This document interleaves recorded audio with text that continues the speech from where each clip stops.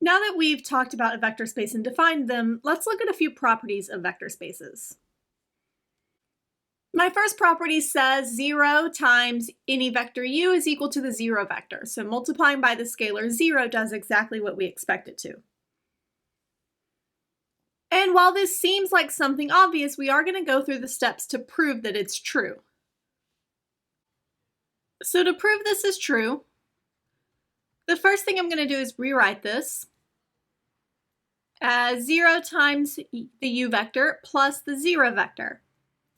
And this is by my fourth axiom, the axiom that says the 0 vector exists and adding the 0 vector doesn't change anything.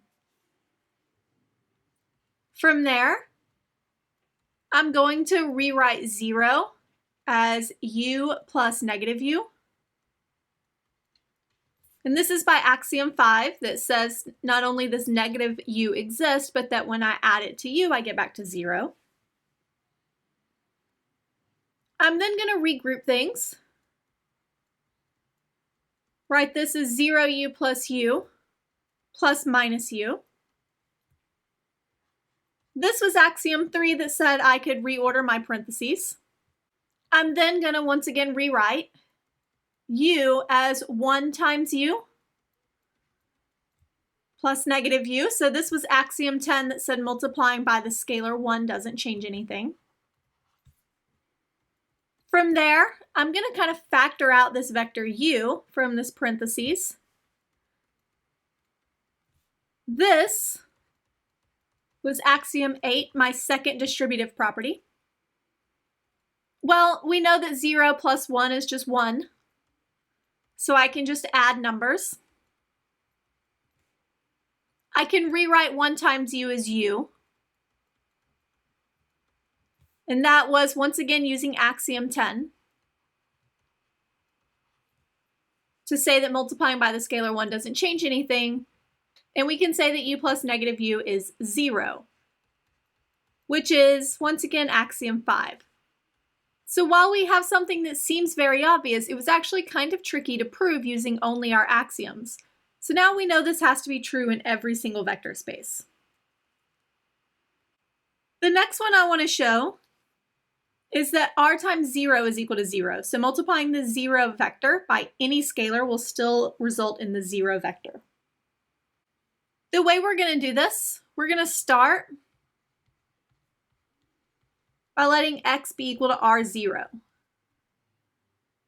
So I want to be able to show at the end that this is equal to 0. Well, I'm going to start by writing x equal to x plus the 0 vector. That's axiom 4. From there, I'm going to rewrite 0 as x plus negative x. That's axiom 5 that says that that would be equal to 0. I'm going to regroup so that I have x plus negative x. That was axiom 3 that said we could regroup these things. From there, I'm going to use that definition of x and rewrite these as r0 plus r0 plus negative x. I'm then going to remove the r and write this as r times 0 plus 0 plus negative x. So that one would be using my first distributive property, axiom 7. 0 plus 0 is 0. So that is axiom 4, that adding 0 doesn't change anything. I'm going to go ahead and rewrite my r0 as x. So I'm moving back to my x notation. And then x plus negative x would be equal to 0, which was axiom 5. So now I have that x has to be equal to 0. So r0 had to be equal to the 0 vector. So once again, we took something that seemed obvious and proved that it had to be true in every single vector space using only our axioms. The last one I want to show is the negative u, this additive identity that I've been referring to, is the same thing as negative 1 times the vector u. In order to do this, I'm going to do -1 times u. I'm going to add u, and at the end, I'm going to want 0. Well, I'm going to start by rewriting this as -1u plus 1u using axiom 10.